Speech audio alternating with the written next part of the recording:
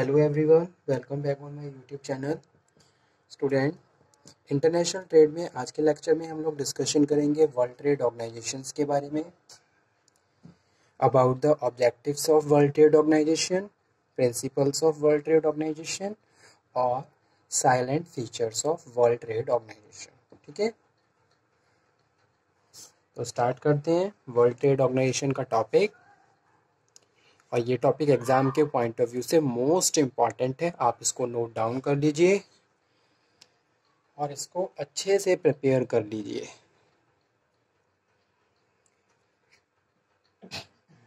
Sorry.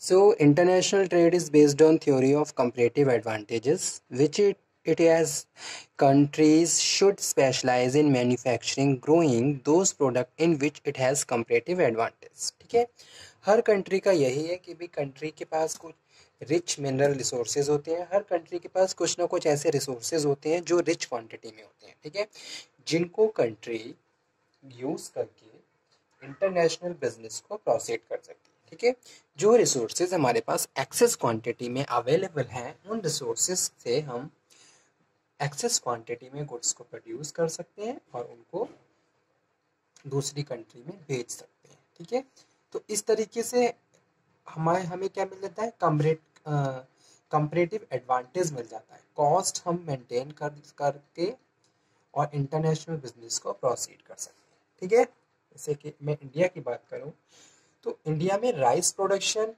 अगर मैं agriculture sector से बात करूं या फिर अगर मैं बात करूं फूड की ही बात कर लेता हूं मैं। ठीक है, इंडिया, जैसे कि हमें पता है India second largest populated country है वर्ल्ड में, लेकिन फिर भी इंडिया में जो फूड है वो क्या है, बैलेंस्ड है। फूड की जो डिमांड है वो बैलेंस है और ओवर एक्सेस क्वांटिटी में जो हम प्रोड्यूस करते हैं उसको हम दूसरी कंट्री में एक्सपोर्ट करते हैं। ठीक है, तो जो चीज़ें हम एक्सेस क्वांटिटी में कंपैरेटिव एडवांटेज गेन करते हुए प्रोड्यूस कर पा रहे हैं, उनसे हम इंटरनेशनल बिजनेस को प्रोसीड करते हैं।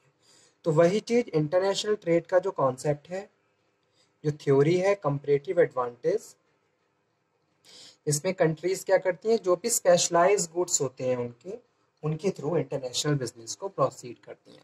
उसमें बस उन्हें ये रहता है कि भाई अगर कोई स्पेशलाइज गुड है किसी भी कंट्री का, तो उसको वो प्रॉपरली प्रोड्यूस कर पा रहे हैं। ठीक है, एक्सेस क्वांटिटी में रिसोर्सेज अवेलेबल है, गवर्नमेंट सब्सिडी दे रही है, जहां आप उनको प्रॉपरली प्रोड्यूस करके उन कंट्री को बेच सकते हो जहां उनकी स्केयरसिटी है।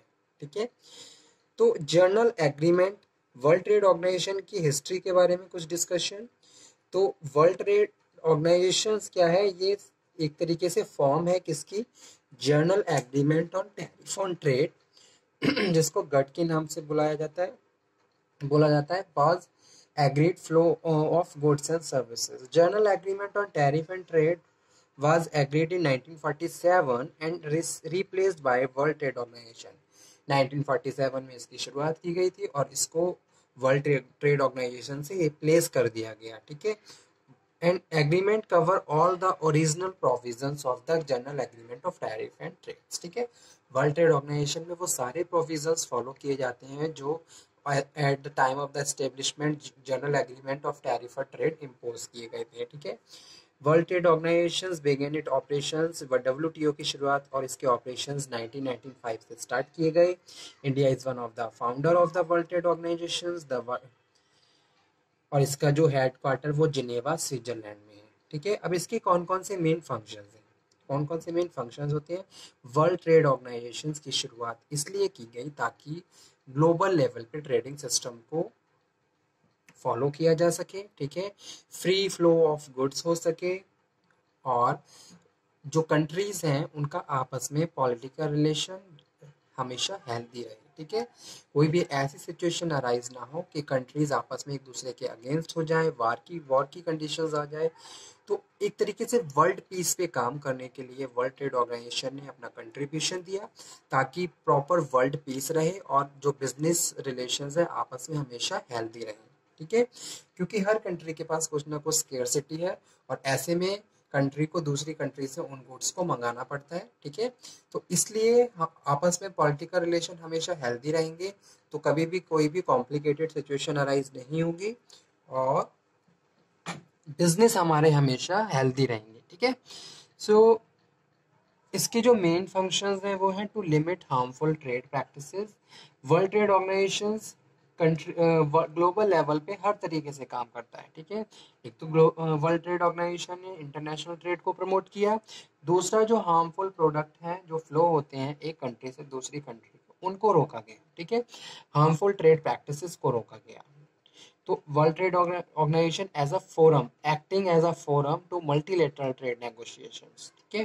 कंट्रीज में आपस में ट्रेड नेगोशिएशंस होते हैं, तो वर्ल्ड ट्रेड ऑर्गेनाइजेशन एक फोरम की तरह काम करता है। Provide the guidance, consultations and the provide the better solution of the problems of the countries which are related to business practices or the international trade, okay, as well as main functions related to the cooperation with other international institutions.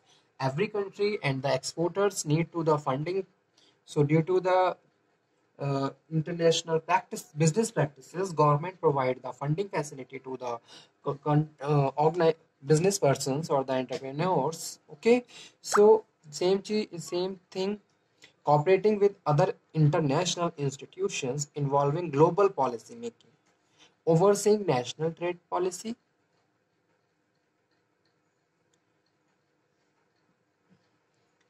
and 76 government became member of the World Trade Organization on its first day, ठीक है।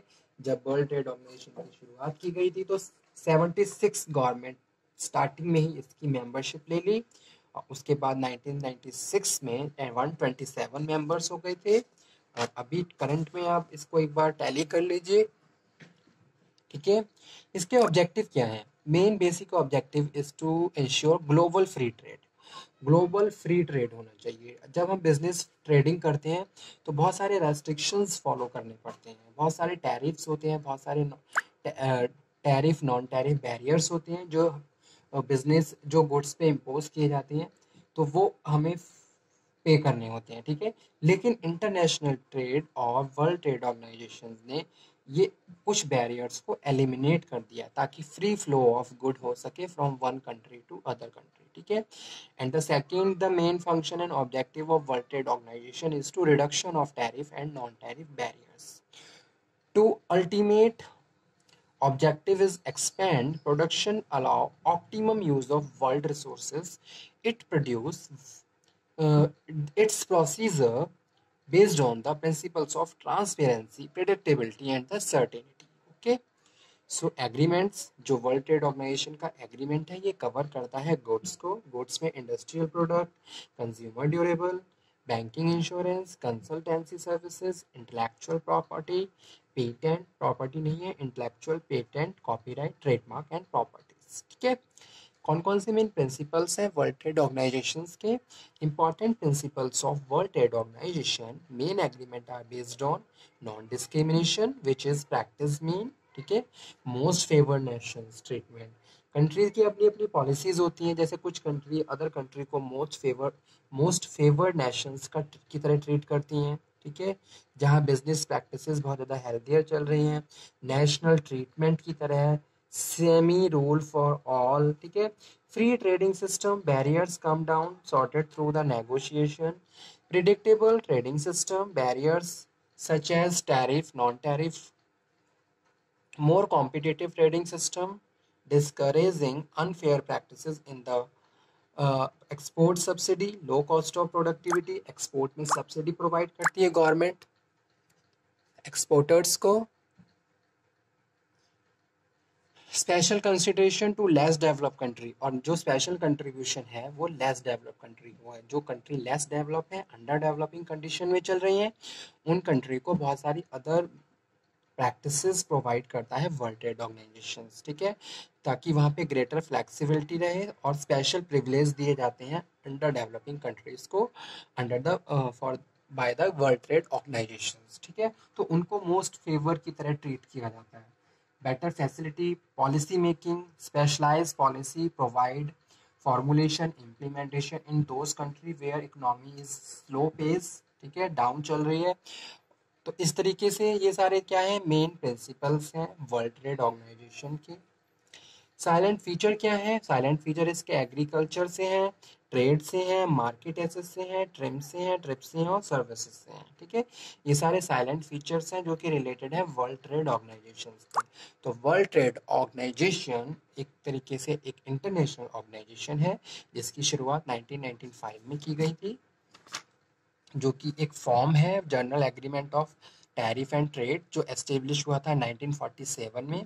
ठीक है, main functions क्या है, world trade organisation as a acting as a forum की तरह काम करता है। ठीक है, जैसे कि एक्सपर्ट होता है, एक्सपर्ट अपनी सलाह देता है दो पार्टीज को, पार्टीज के बीच अगर कोई भी नेगोशिएशन है, कोई भी प्रॉब्लम चल रही है, तो फोरम उसकी उनकी प्रॉब्लम को सॉर्ट आउट करता है according to both of the consent. ठीक है, दोनों की सहमति के हिसाब से रिजल्ट को या फिर प्रॉब्लम को सॉर्ट आउट किया जाता है। In the same way world trade organisation work for the global peace के लिए काम करता है। जितनी भी मेंबर कंट्रीज हैं उनमें आपस में पॉलिटिकल रिलेशन हमेशा हेल्दी रहें, better strategy, better policy providing, ठीक है, funding assistance, technical assistance provide by the world trade organisation for promoting the international business. ठीक है, तो एक तरीके से वर्ल्ड ट्रेड ऑर्गेनाइजेशन ग्लोबलाइजेशन को लीड करता है। ठीक है, और फ्री फ्लो ऑफ गुड्स होना चाहिए from one country to another country, so that is very important thing. तो एक तरीके से ये क्या है, इंटरनेशनल इंस्टीट्यूशन है, फाइनेंशियल इंस्टीट्यूशन की तरह काम करता है। और तो ये टॉपिक हमारा आज फिनिश हुआ, दोबारा से हमने इसको रिवाइज कर लिया एक बार, आप भी एक बार इसको दोबारा से पढ़ लीजिए, और अगर कोई डाउट हो, कोई क्वेरी हो, कोई डिस्कशन करना हो तो आप दोबारा से कर सकते हो। ठीक है, again I am saying this topic is very important for exam point of view, so please note down and study, read very carefully. Okay student, thank you very much. Again we will discuss and meet in next lecture. Okay, so तब तक पढ़िए, stay healthy, stay motivated. Thank you.